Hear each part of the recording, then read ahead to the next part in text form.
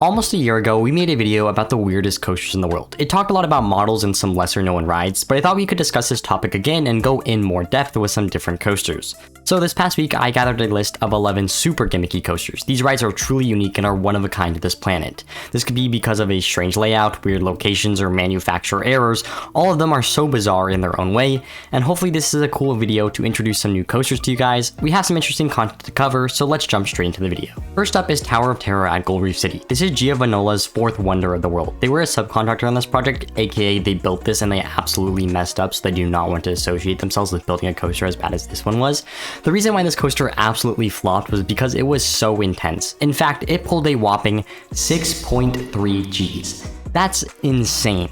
As you can imagine, this was way too intense for everyday riders, and there were numerous complaints about discomfort. The track also got beat up. 6.3 Gs is not something to brag about. Of course, the bone-crushing force was not sustained. This coaster is essentially a dive coaster. It had a lift hill, and now it's an elevator lift, and it's followed with a 90-degree twisted drop into an old mine shaft. The drop is 164 feet tall, and it had one of the fastest pullouts ever, resulting in this crazy number. The 6.3 Gs that this coaster bragged was the record at the time, and it is actually a full G ahead of its current day operating competition with the Vekoma Boomerangs at 5.2 Gs.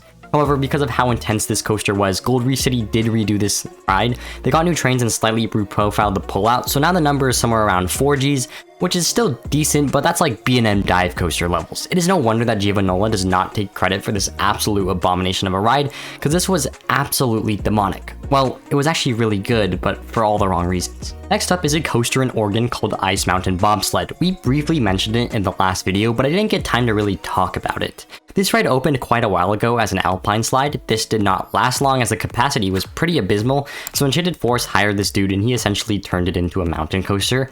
Now this is one of the most strange coasters in the entire world. Like, just look at the trains.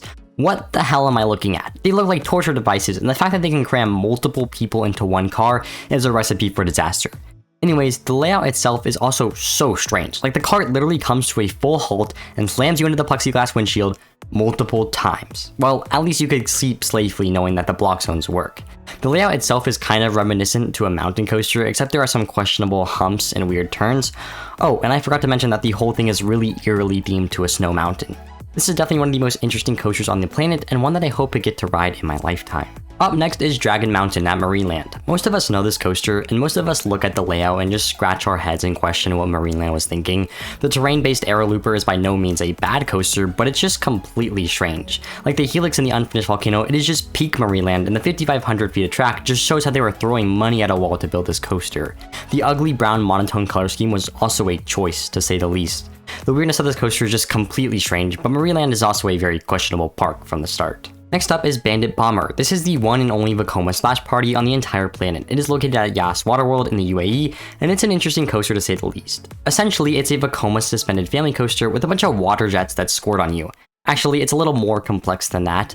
There is a laser gun attached to the trains, and riders use that to set off numerous effects such as cannons, so it has the added interactive element, which makes it so much cooler than it already is. Essentially, it is a suspended water coaster, and it's one of a kind for now, and it's also at a water park, but that makes a lot of sense because, you know, it's a water coaster and water park, you both go to them to get wet. Anyways, next up is Geekon Live Coaster, and talk about a coaster that hits all the marks for being strange. Indoor, check. Spinning, check. Inversions, check. Launched, check. Interactive, check. This ride is quite literally a fever dream, and it could seem a little overwhelming at times.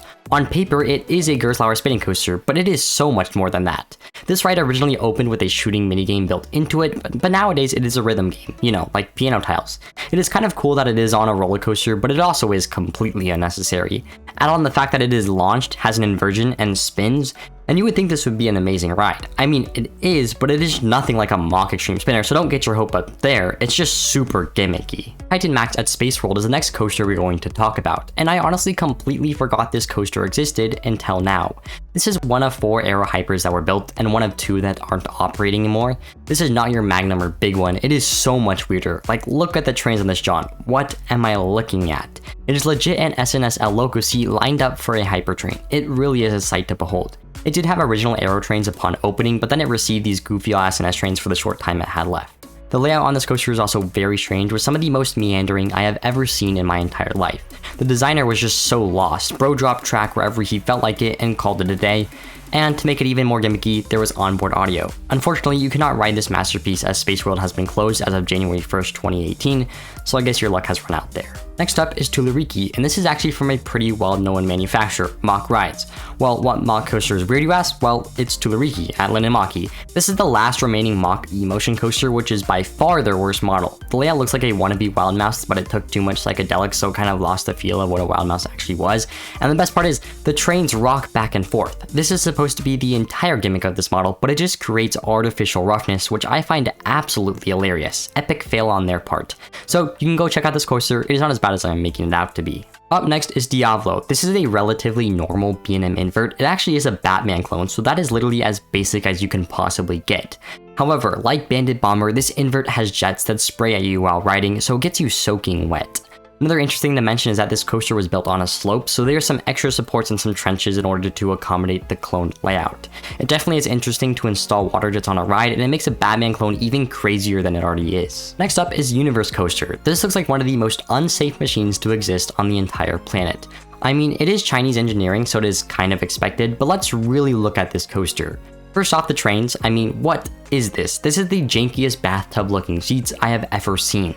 The restraints and headrests have so much padding, and it's like they expect this coaster to beat the shit out of you.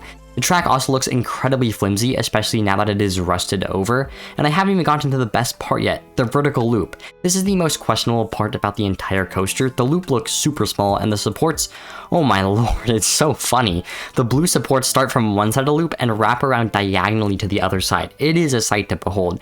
It kind of makes sense because the track also moves significantly from the entry to the exit, but it really looks like the support structure was an afterthought to the original layout. Oh, and also, it has a vertical lift that is enclosed in this tower. It basically is just a Swiss toboggan on steroids.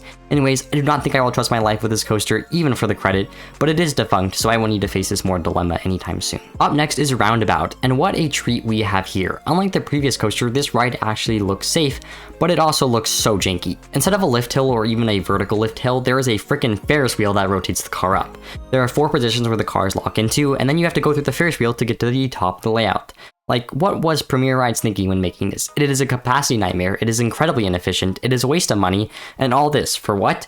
A really stupid gimmick that you could build a Ferris wheel to achieve a similar effect anyways. Man, this might be one of the weirdest coasters in the world, and to not much surprise, it only operated for 1 year. Yep, who would have thought this coaster would have serious problems, because I sure didn't. During its short run, it was the only Ferris wheel lift hill to ever operate in the world. Premier Rides built another one in Vietnam, but that one didn't even open. It just sat at SB&O for a couple of years. So yeah, epic fail. The last coaster that we're going to talk about this week is Texas Tornado. This is a Hopkins design, but it is so much more than that. Every Hopkins coaster is weird to begin with, but this specific one has a very distinguishable flaw. The vertical loops. There are 2 vertical loops on this ride, one is supported how it was intended to, and the other was not shaped correctly from the start. So what Hopkins did to fix this was build supports coming out of the frame for the loop, and it results in the weirdest support structures out there. So good job, Hopkins. For those that are curious, the loops are very forceful and it is an enjoyable experience, so it worked out in the end, I guess.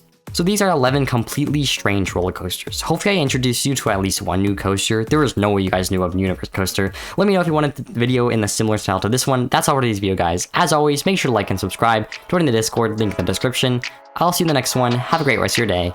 Goodbye.